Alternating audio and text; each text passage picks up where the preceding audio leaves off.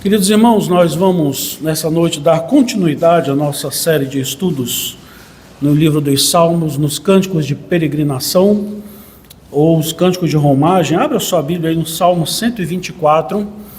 Esse é o quinto salmo que nós vamos meditar nessa noite.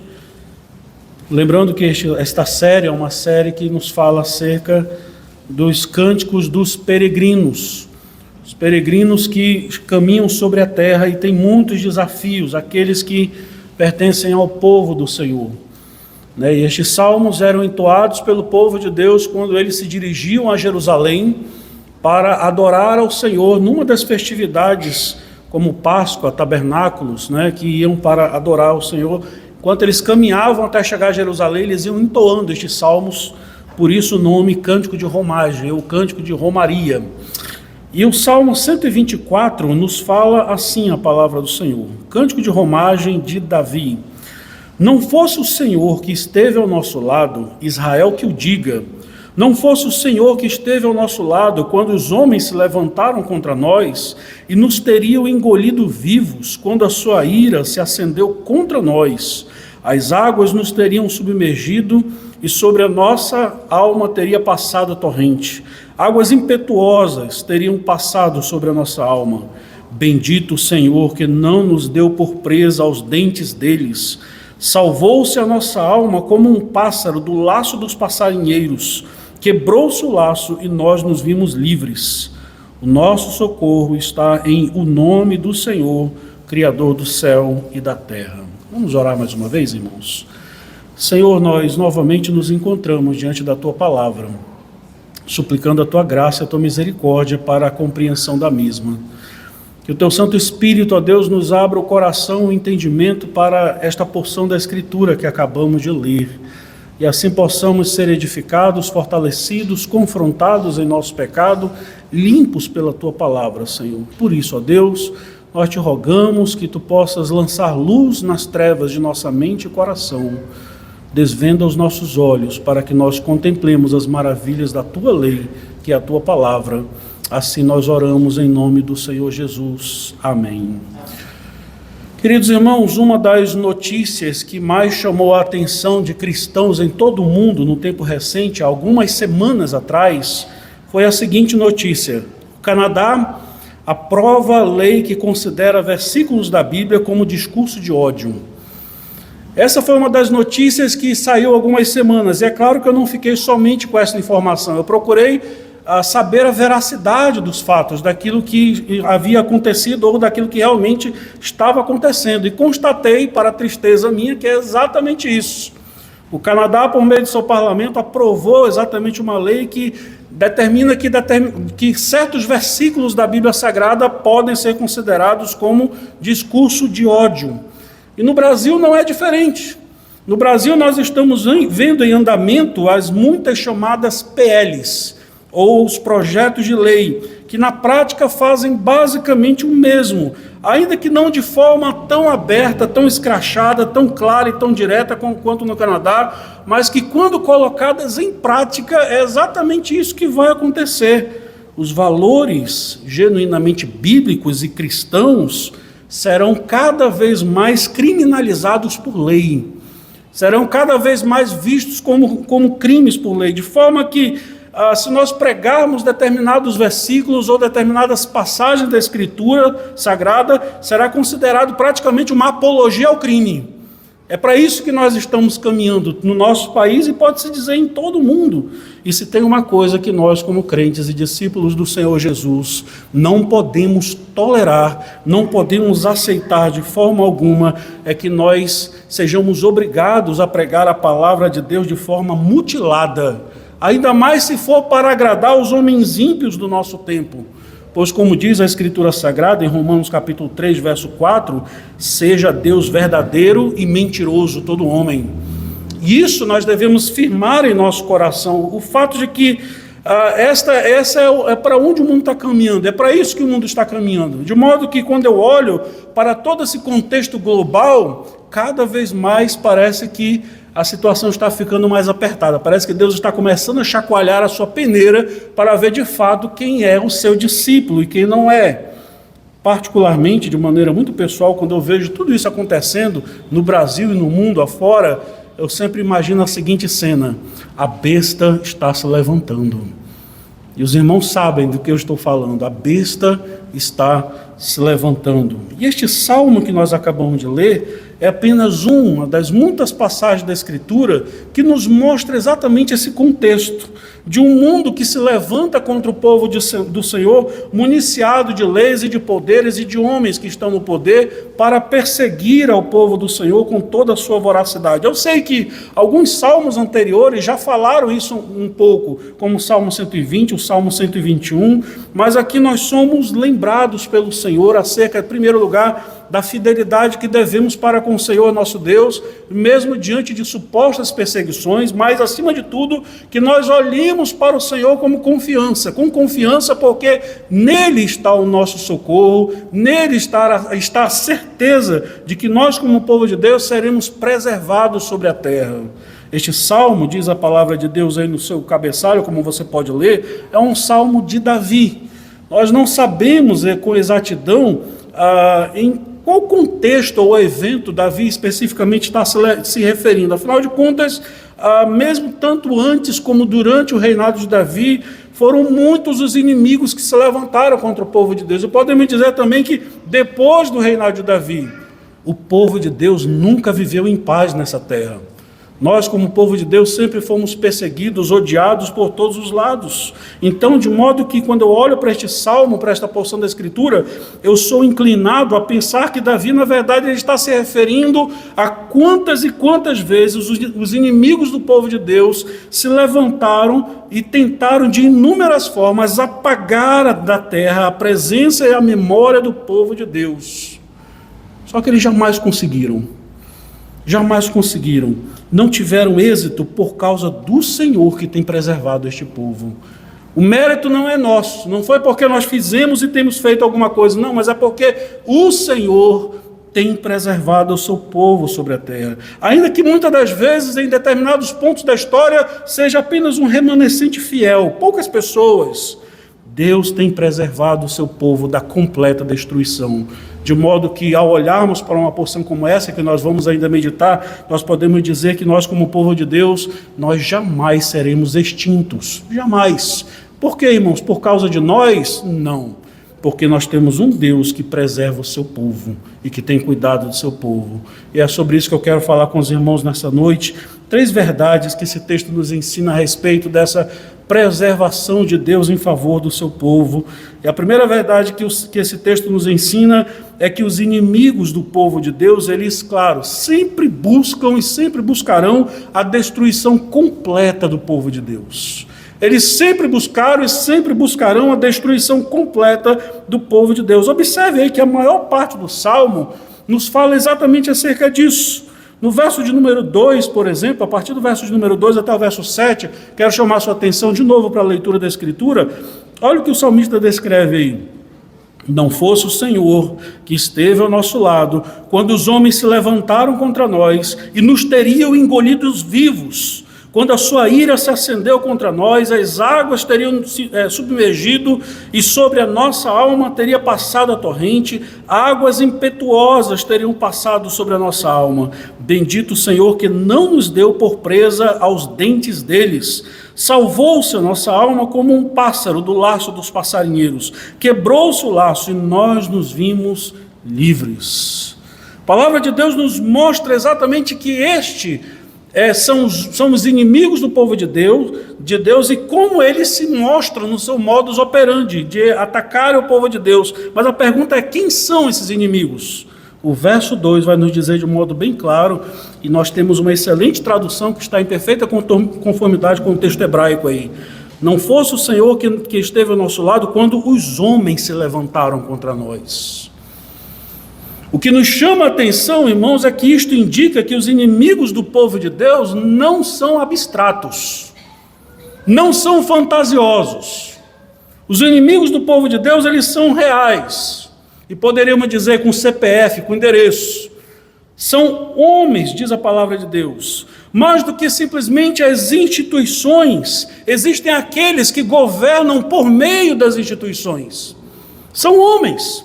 As instituições não agem sozinhas, as instituições não são, porque as instituições em si elas seriam consideradas como coisas sem rosto. Mas a Escritura, quando ela diz aí, quando os homens se levantaram contra nós, a Escritura está dando rosto aos inimigos. São homens. É claro que talvez por trás Satanás está trabalhando a respeito disso tudo, mas a ênfase está exatamente no caso de homens de corações perversos que muitas das vezes estão no poder e que se municiam do seu poder, talvez dos seus cargos e das instituições às quais eles governam para se levantarem contra o povo de Deus. Nós encontramos isso de maneira abundante na história do povo de Deus. No passado nós encontramos Faraó, rei do Egito, que se levantou contra o povo de Deus, que usou do poder do Estado, do seu governo, onde ele estava, para oprimir, aprisionar e para escravizar o povo de Deus. Depois nós temos o rei Nabucodonosor, que era o rei do maior império do seu tempo, da Babilônia, mas era um homem que se levantou contra o povo de Deus, municiado do seu poder, do seu status, da sua posição social e de toda a sua glória, para se voltar contra o povo de Deus. Podemos pensar no rei assírio chamado Senaqueribe, que também tentou destruir ao povo de Deus. E se nós olharmos no Novo Testamento, existem também muitos outros inimigos, como Herodes o Grande, como Caifás, como os fariseus e todos os imperadores de Roma. Todos estes procuraram eliminar o povo de Deus da terra. Procuraram de todas as maneiras extirpar o nome do Senhor, extirpar o nome do povo de Deus da terra. São homens que muitas das vezes detêm o poder, que talvez estão no poderio do Estado, no poderio de uma força militar, e que usam dos seus instrumentos para se voltarem contra os crentes, contra o povo de Deus. Eu acho interessante que na história, por exemplo, nós temos o exemplo de um episódio que talvez muitos dos irmãos nunca ouviram falar, mas alguns eu creio que talvez já tenham ouvido falar acerca da noite de São Bartolomeu, por exemplo. A noite de São Bartolomeu ocorreu no dia 12 de agosto do ano de 1572, na França, quando mais de 30 mil calvinistas, chamados huguenotes, foram mortos na França, a mando dos poderios do Estado e dos homens poderosos daquele tempo, porque o desejo deles era eliminar a incipiente fé protestante daquele tempo. Parece que não deu muito certo, né? A gente ainda está por aqui, né? Não deu muito certo essa tentativa, pois os calvinistas permanecem ainda sobre a terra. Ou seja, sempre haverá, irmãos, sempre houve e sempre haverá homens que detestam ao povo de Deus, e eles estão por trás das instituições, estão por trás dos governos, estão por trás dos poderes, estão por trás das grandes instituições militares, sejam elas quais forem, para destruir o povo de Deus. Portanto, não é simplesmente a instituição. Por trás do Império Romano havia um Nero. Por trás dos impérios, do Império Babilônico havia um Nabucodonosor. Por trás da Síria havia um Senaqueribe. Por trás de um Egito havia um Faraó. São os homens que se levantam, como diz a Escritura aí no verso 2, são homens que se levantam contra o povo de Deus. E o Salmo prossegue, eu quero que nós prossigamos aí na nossa leitura, e traz algumas imagens que ilustram o poder, e podemos dizer assim, o modus operandi desses inimigos do povo de Deus. A primeira imagem que o salmista nos mostra aí, que Davi nos mostra, é a imagem de um monstro devorador, de uma besta, de um animal feroz. Verso 3 e verso 6, olha aí a figura que ele traz aí. Esses inimigos do povo de Deus, se não fosse o Senhor, verso 3, nos teriam engolido vivos, quando a sua ira se acendeu contra nós. E no verso 6, diz aí a palavra, bendito o Senhor, que não nos deu por presa aos seus dentes. O salmista, de um modo proposital, quer que nós imaginemos ou que nós pensemos na figura de um animal muito poderoso ou de um predador voraz, por que não dizer de um monstro que procura devorar o povo de Deus, que procura dilacerar. Aliás, o verso 6 aí no texto hebraico, quando eu fui olhar, eu achei muito interessante, porque a ideia é de ser dilacerado, despedaçado, completamente destruído. O que temos aí, meus irmãos, é a figura de uma besta. E aqui besta é a ideia de um animal poderoso. E eu sei que a imagem que nos vem logo é no livro do Apocalipse, né? Por exemplo. Mas Tantas vezes, como no Salmo 79, em Jeremias capítulo 51, verso 34, a palavra de Deus traz essa figura aos inimigos do povo de Deus, como homens que são devoradores, como homens que são destruidores, como homens que são dilaceladores. Eles destroem o povo de Deus completamente. E a palavra de Deus nos mostra, por exemplo, essa imagem da besta, por exemplo, lá em Apocalipse capítulo 13. Eu queria que nós fôssemos lá, porque Apocalipse capítulo 13 é um texto que nos mostra essa figura de um animal poderoso. Eu não quero que nós pensemos simplesmente, abra sua Bíblia comigo lá em Apocalipse 13, simplesmente na besta, do anticristo, alguma coisa nesse sentido, mas do que está por trás dessa figura e desta imagem que o Apocalipse nos mostra aí. Porque é um desses inimigos que são apresentados no contexto do Novo Testamento de um modo muito claro. Diz aí a palavra de Deus em Apocalipse capítulo 13, a partir do verso 1, nós vamos ler só essa primeira parte do verso 1 ao verso 10, que diz assim, a visão que João, o apóstolo João, tem lá na ilha de Patmos, ele diz o seguinte: vi emergir do mar uma besta que tinha 10 chifres e 7 cabeças, e sobre os chifres 10 diademas, e sobre as cabeças nomes de blasfêmia. Lembrando que a figura de besta aí é de um animal poderoso. E ele vai descrever essa besta. A besta que vi era semelhante a leopardo, como pés, a leopardo com pés como de urso e boca como de leão. E deu-lhe o dragão, que é Satanás, João vai dizer isso no livro, e deu-lhe o dragão o seu poder e o seu trono e grande autoridade. Então vi uma das suas cabeças como golpeada de morte, mas essa ferida mortal foi curada, e toda a terra se maravilhou seguindo a besta. Adoraram o dragão, porque deu a sua autoridade à besta. Também adoraram a besta, dizendo: quem é semelhante à besta? Quem pode pelejar contra ela? Foi-lhe dada uma boca que proferia blasfêmias, que proferia arrogâncias e blasfêmias, e autoridade para agir 42 meses. E abriu a boca em blasfêmias contra Deus, para lhe difamar o nome e difamar o tabernáculo, a saber, os que habitam no céu. E olha o verso 7 aí: foi-lhe dado também que pelejasse contra os santos, isto é, os crentes, e os vencesse. Deu-se-lhe ainda autoridade sobre cada tribo, língua e nação, e adorá-la-ão todos os que habitam sobre a terra, aqueles cujos nomes não foram escritos no livro da vida do Cordeiro, que foi morto desde a fundação do mundo. Se alguém tem ouvidos, ouça. Se alguém leva para cativeiro vai. Se alguém matar a espada, necessário é que seja morto a espada. Aqui está a perseverança e a fidelidade dos santos. Irmãos, conquanto João ele possa estar tendo uma visão de fato da parte de Deus aí, que é muito sui generis, onde ele está, ele recebe esta visão gloriosa da parte do Senhor Jesus, mas João também está com seu olhar voltado para a primeira parte desta profecia, que está no livro de Daniel. Não precisamos ir lá, mas João ele traz exatamente a mesma descrição que está no livro do profeta Daniel, no capítulo 7, no versos 23 até o verso 25, em que Daniel ele contempla novamente um animal poderoso ali. E este animal, ele diz a palavra de Deus lá no livro de Daniel, que este animal representa um reino. E este reino procuraria destruir ao povo de Deus. E este reino procuraria devorar ao povo de Deus. É uma besta, ou seja, é a mesma figura que nos dias de João. Para quem conhece um pouco do contexto do Apocalipse, hoje eu procurei dar uma aula para a minha turma ali sobre o Apocalipse, né? Hoje pela manhã na escola dominical. Mas para quem conhece um pouco do contexto do livro de João, de Apocalipse aqui, João está se referindo ao Império Romano. A besta nada mais é do que o Império Romano, com todo o seu poderio, com todo o seu armamento, com toda a sua influência, que se levanta para destruir o povo de Deus e ofender ao Senhor. Essa é a besta que João contempla ali e que aponta exatamente para o Império Romano. Mas não nos esqueçamos, irmãos, por trás dos impérios existem homens maus e perversos. São homens que governam, são homens que lideram, são homens que permitem, são homens que usam do seu poder, da sua posição, das suas armas, da sua influência, para tentar a todo custo eliminar o povo de Deus da face da terra. Essa é a figura da besta que se levanta e que, voltando ao nosso texto, volta lá para o Salmo, né?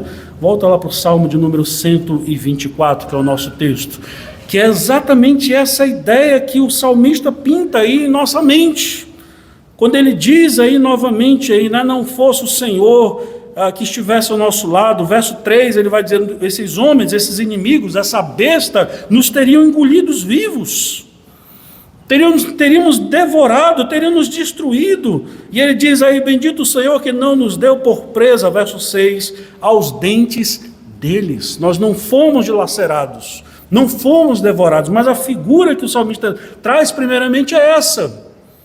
Esses inimigos são como um animal selvagem, são como um animal poderoso que procura dilacerar o povo de Deus. Mas ele continua trazendo outras imagens aí. O verso 4 e o verso 5 do nosso texto aí de Salmo 124 diz que esses inimigos, eles são como a figura de muitas águas, verso 4 e verso 5, que procuram afogar e destruir o povo de Deus por meio de uma enxurrada. Verso 4 e verso 5 ele diz aí, as águas nos teriam submergido, e sobre a nossa alma teria passado a torrente, águas impetuosas teriam passado sobre a nossa alma. A ideia é exatamente aí de destruição de novo, de afogamento, de morte, de completa destruição e eliminação.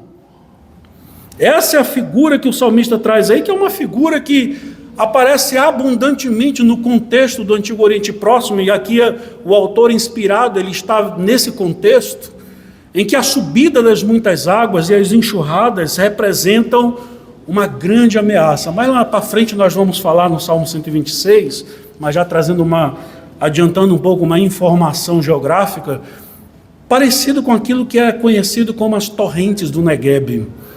As torrentes do Negueb, um professor meu, no tempo de seminário, ele disse que teve o privilégio de visualizá-la pessoalmente. O reverendo Mauro Fernando Meister, que foi meu professor de Antigo Testamento, ele disse que quando ele andava pelo deserto, ele viu as torrentes do Negueb com seus próprios olhos. É uma enxurrada de água que passa pelo deserto e leva tudo que tem pela frente. Rola pedra, rola tudo, e se tiver alguém no meio, leva também. E a figura que o salmista está trazendo aqui é muito parecida com isso. Uma verdadeira enxurrada. E ele diz assim, os nossos inimigos são como esses, são como isso.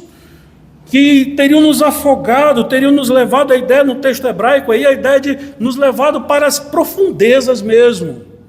E nós nem estaríamos aqui mais para contar histórias.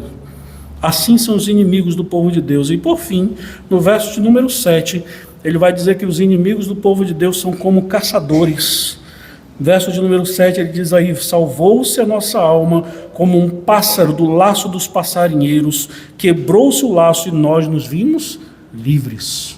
São como caçadores que procuram de todas as formas abater o povo de Deus, como caçadores que são. Meus irmãos, quando nós olhamos para a história do povo de Deus, essa é a nossa história. Essa é a nossa trajetória, e a Escritura está eivada de exemplos assim. Quando nós olhamos para o Evangelho, nós encontramos essa besta, nós nos encontramos essa fera devoradora procurando de todas as maneiras tentar destruir ao Filho de Deus, por exemplo, nos Evangelhos. Quando, por exemplo, Herodes, o Grande, decreta aquela lei absurda registrada em Mateus capítulo 2, verso 16 ao 18, um texto que nós lemos no contexto da natividade, em que ele decreta a morte dos inocentes, procurando destruir ao Messias, procurando destruir a Cristo, que nesse tempo não tinha mais do que 2 anos de idade. Ele decreta essa lei absurda, tentando destruir a Cristo Jesus. É isso que nós encontramos na cruz do Calvário. Na cruz do Calvário nós encontramos novamente a besta, municiada de todo o seu poder, de toda a sua influência e de toda a sua injustiça, para tentar destruir ao Filho de Deus, para tentar matar e eliminar da terra, da história, ao Senhor da glória. É isso que nós encontramos. Por que conosco seria diferente? Por que com os discípulos de Cristo seria diferente? Por que conosco seria diferente? Olha, irmãos, se os homens tentaram destruir a Cristo, tentaram destruir a sua palavra, tentaram extirpar da terra a memória da pessoa do Senhor Jesus, não seria diferente conosco.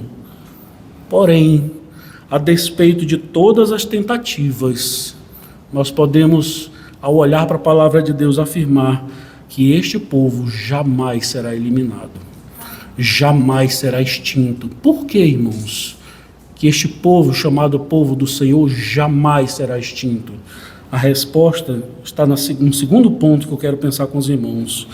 Porque o Senhor preserva o seu povo por sua poderosa presença no meio dele. Porque o Senhor preserva o seu povo por meio da sua poderosa presença no meio desse povo. Observe aí, irmãos, o verso de número 1, o verso de número 2, expressa exatamente isso. O salmista começa dizendo: não fosse o Senhor que esteve ao nosso lado. Israel que o diga, não fosse o Senhor que esteve ao nosso lado quando os homens se levantaram contra nós. É o Senhor que foi o motivo de não ter destruído este povo, de não ter sido ainda extirpada da memória a presença desse povo chamado povo de Deus. Meus irmãos, a existência do povo de Deus sobre a terra é um verdadeiro milagre. E é mesmo. É um milagre por causa disso, porque isto é obra de Deus. Não é obra do homem, não é uma instituição humana. A igreja do Senhor não é uma instituição humana. É o Senhor Jesus quem estabeleceu o seu povo sobre a terra. E a presença de Deus no meio do seu povo faz com que este povo não seja eliminado definitivamente, a despeito de tantas perseguições, a despeito de tanto ódio, a despeito de quantas vezes os homens se levantaram contra nós para nos engolir vivos, para nos devorar. Não conseguiram. O povo de Deus, ele não é preservado. Preste atenção nisso. O povo de Deus, ele não é preservado por causa do seu poder, por causa da sua influência. Isso é importante para esse ano, do que eu vou dizer. Muito menos por causa de conchavos que se façam com os homens deste mundo. Nós não precisamos dos homens deste mundo. Nós não precisamos dos poderes das trevas deste mundo. Nós não precisamos fazer conchavos com homem nenhum, porque nós já temos tudo o que precisamos, que é o Senhor quem nos guarda, que nos mantém e que nos tem preservado.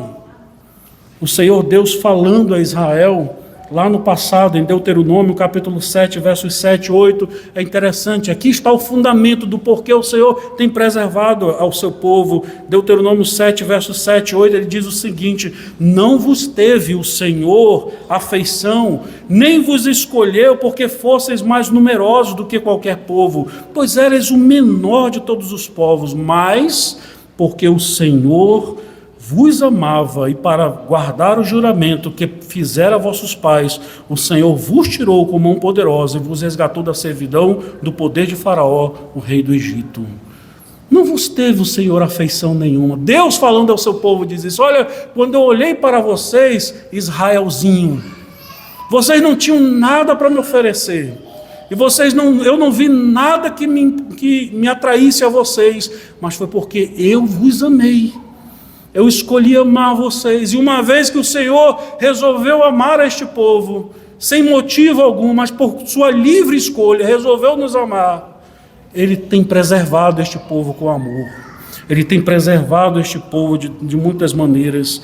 Por isso, meus irmãos, muitas vezes o Senhor Deus, Ele permite que a perseguição venha contra nós. Muitas vezes Ele permite que o seu povo passe por momentos de opressão, mas nunca de destruição. Aliás, os momentos de perseguição, de ódio, e que talvez Deus está nos dando esta oportunidade no tempo em que vivemos, são extremamente pedagógicos a nós. O reformador João Calvino, ele diz algo muito interessante. Ele diz que são dois os propósitos dos sofrimentos no povo de Deus. Quais são os dois propósitos? Eu vou citar as palavras dele. Em primeiro lugar, é para ensinar aos fiéis que a sua estabilidade não é devido à sua própria força intrínseca, mas é preservada pela maravilhosa graça de Deus. Esse é o primeiro propósito, para nos lembrar disso. Que nós somos preservados não por nossa força, não por nosso mérito, mas é pela graça de Deus que nós somos mantidos e preservados. Em segundo lugar, ele diz que é para habituar aos crentes a invocar ao Senhor no meio dos perigos. É extremamente pedagógico a nós. Nós somos lembrados da presença do Senhor, somos lembrados do cuidado de Deus e somos estimulados em tempos de perseguição a buscarmos mais ao Senhor em oração diante dos perigos. Meus irmãos, é a presença de Deus no meio do seu povo que tem sido a causa desse povo não ter desaparecido da terra. E aqui o salmista ele avança um pouco mais no verso 8 e ele nos fala acerca do nome do Senhor. Olha aí comigo no verso número 8, porque ele diz, o que ele quer dizer aí? Que quando os homens se levantam com o seu poder, com as suas armas, com a sua influência, tentando nos devorar, tentando nos destruir, o que nós fazemos? Verso 8, o nosso socorro está em nome do Senhor, Criador do céu e da terra. É isso que os crentes fazem diante da perseguição. É isso que precisamos ser lembrados quando os homens se levantam contra nós. O nosso socorro não está nos políticos, não está na influência do mundo. Nós não precisamos disso. O nosso socorro está em o nome do Senhor, Criador do céu e da terra. Quando os homens se levantam contra nós, nós clamamos pelo nome do Senhor, porque neste nome nós confiamos e nós cremos. E é este nome que tem nos sustentado, e é este nome que está sobre nós. O nome do Senhor, irmãos, não deve jamais ser usado como uma espécie de amuleto ou palavra mágica. O nome do Senhor não é isso, e nem deve ser usado assim. Mas o nome do Senhor aponta para a plena confiança que devemos ter no conhecimento do Deus que temos. Relacionamento com o Senhor, conhecê-lo de fato e de verdade. Permitam-me citar novamente o João Calvino. João Calvino ele disse que o nome do Senhor é o próprio Deus. Invocar o nome do Senhor é invocar a própria presença de Deus, é clamar pelo nome do Senhor como a nossa fonte de segurança e confiança diante das ameaças dos inimigos. Quero trazer à memória dos irmãos uma história que até as crianças da igreja conhecem. Lembra lá de Davi diante de Golias?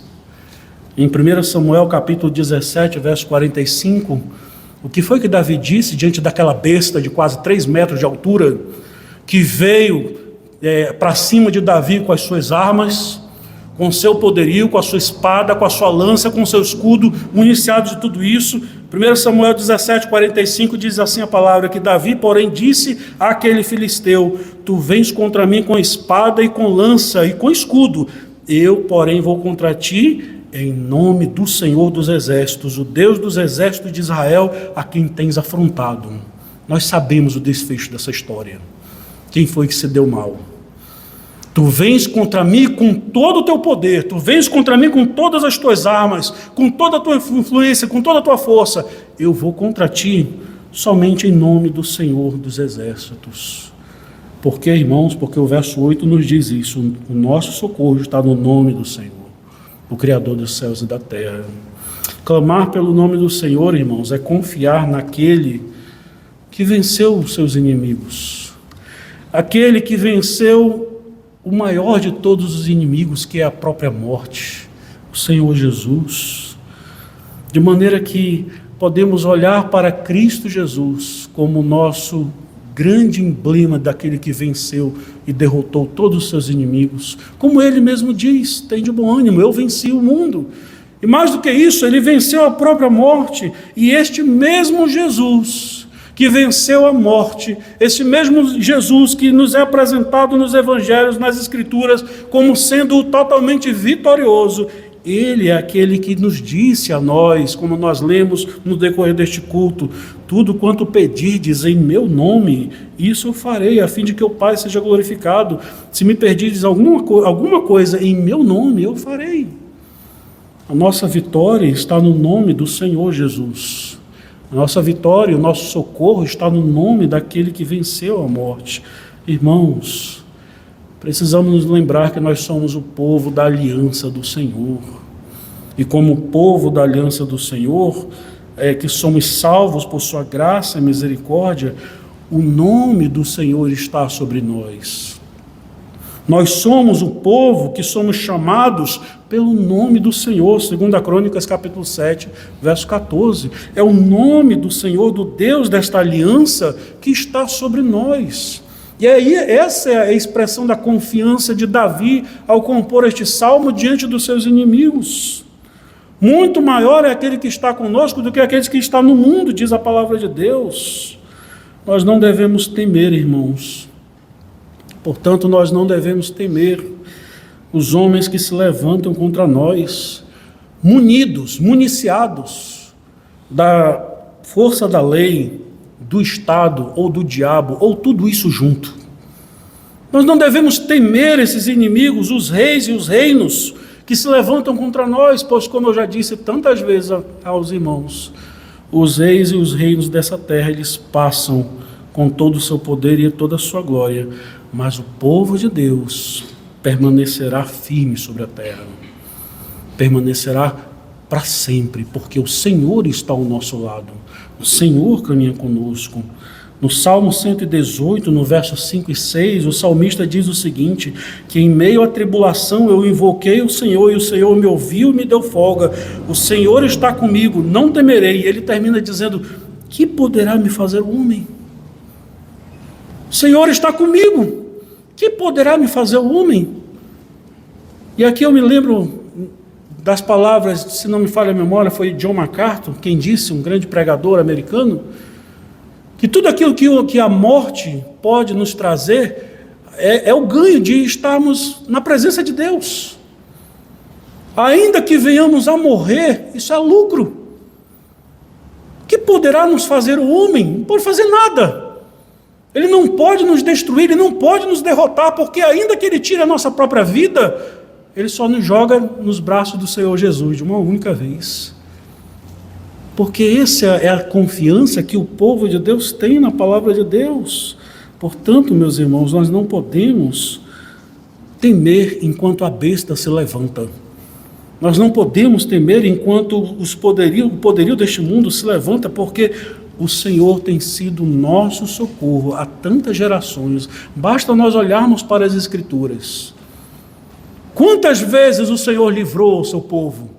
Quantas vezes o Senhor libertou o seu povo? Quantas vezes o Senhor salvou o seu povo das mãos dos inimigos? E este Salmo 124 é apenas uma das milhares de expressões de salvação que Deus fez em favor do seu povo.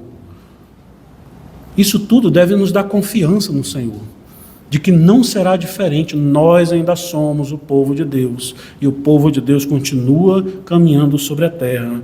O Salmo 22, verso 4, verso 5, ele nos traz à memória o seguinte: os nossos pais confiaram em Ti, Senhor, confiaram e os livraste, a Ti clamaram e se livraram, confiaram em Ti e não foram confundidos. É o que nós devemos continuar fazendo, confiando no Senhor, olhando para o Senhor, crendo que o Senhor vai nos preservar, não por nós, não por nossos méritos, mas por aquilo que Ele mesmo tem feito em favor do seu povo. Por isso nós temos uma terceira e última verdade que o Salmo nos aponta aí. Em terceiro e último lugar, nós precisamos entender que devemos sempre nos lembrar e reconhecer isso, isto é, reconhecer a salvação do Senhor ao seu povo. Nós devemos ser lembrados disso a todo instante. Observe aí que o Salmo, a partir do verso 1 mesmo, ele evoca a memória de Israel, de quantas vezes o Senhor livrou das mãos dos inimigos e da destruição. Quando ele diz aí, não fosse o Senhor que esteve ao nosso lado, ele diz o quê? Israel que o diga. Ele está lembrando a Israel, ele está lembrando ao seu povo, lembrem-se disso. Digam vocês, quantas vezes o Senhor livrou? Quantas vezes o Senhor libertou? Quantas vezes o Senhor tem preservado e tem demonstrado o seu cuidado amoroso para com o seu povo? Nós temos aqui, meus irmãos, neste versículo, uma expressão de louvor que engrandece os atos salvíficos de Deus na história do seu povo, em favor do seu povo. E a presença dos crentes sobre a terra, preste atenção nisso, deve ser uma proclamação desta salvação. Mais do que simplesmente sermos lembrados em nossa memória, nós devemos proclamar a este Deus que salva o seu povo, que livra o seu povo de todos os perigos. O Salmo 96 e o 98, eu queria que a gente lesse lá. Vamos ler lá o Salmo 96, abra sua Bíblia aí comigo. Salmo de número 96 e o Salmo de número 98, vamos na ordem, né? Salmo de número 96, que nós conhecemos e cantamos também, muitas vezes, aqui na nossa igreja. Ele nos fala exatamente sobre isso. Salmo 96, por exemplo, do verso de 1 a 4, diz assim: cantai ao Senhor um cântico novo, cantai ao Senhor todas as terras, cantai ao Senhor, bendizei o seu nome. Ele diz o quê? Proclamai a sua salvação dia após dia, anunciai entre as nações a sua glória, entre todos os povos as suas maravilhas, porque grande é o Senhor e muito digno de ser louvado, temível mais que todos os deuses. É isso que nós devemos fazer. Israel que o diga.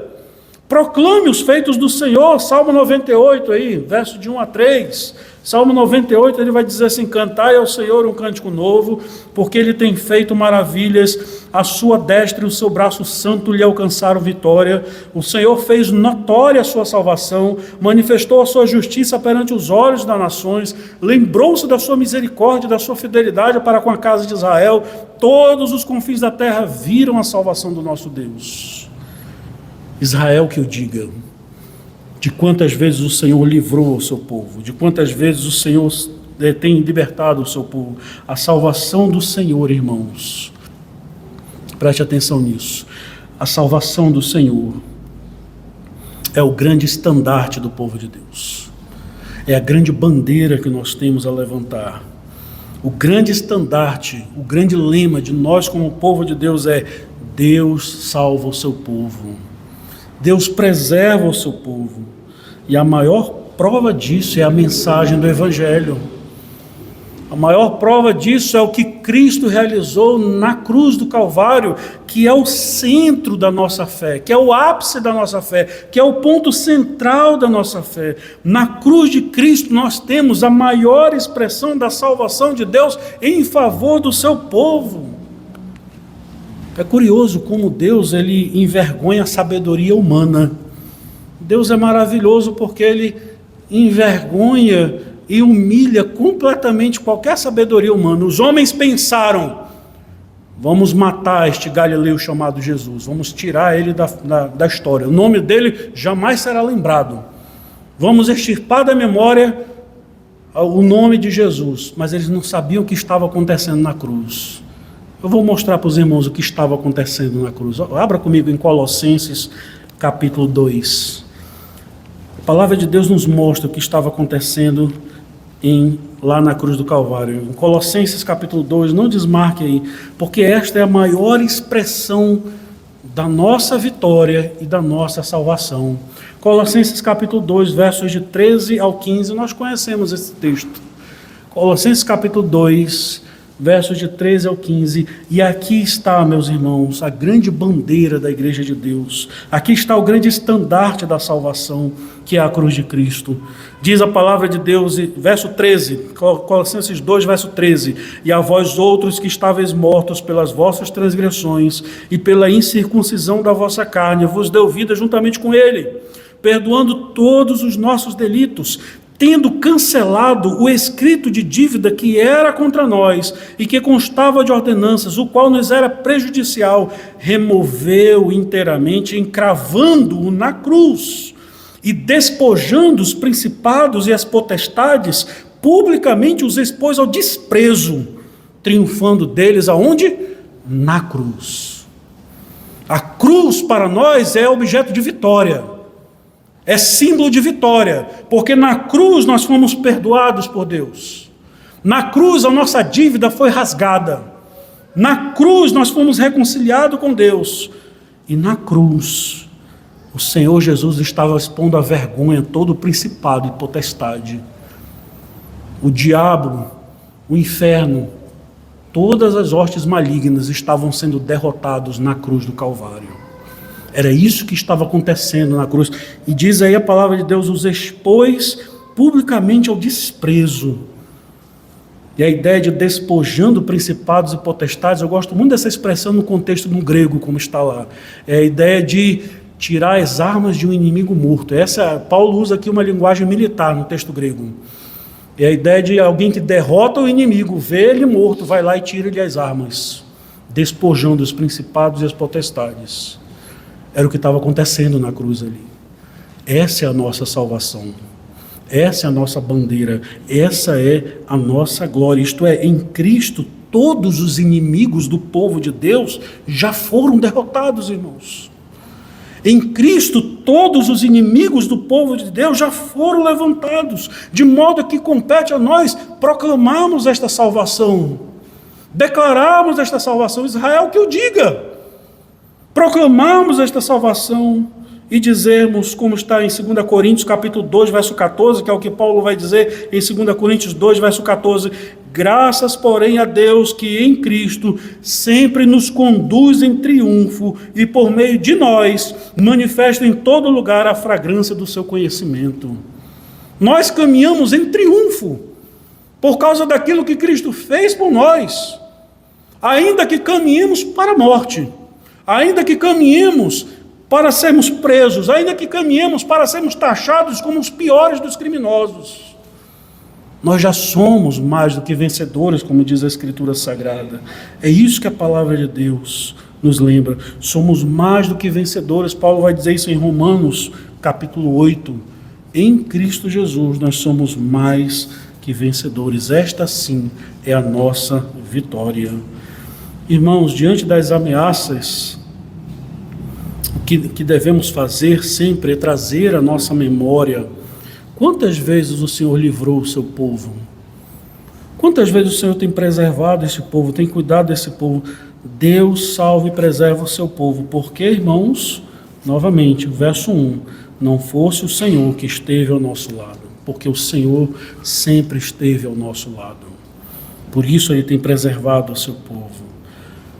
Devemos nos lembrar, irmãos, que nós somos o povo de Deus, e como povo de Deus seremos mantidos nessa terra para todo sempre.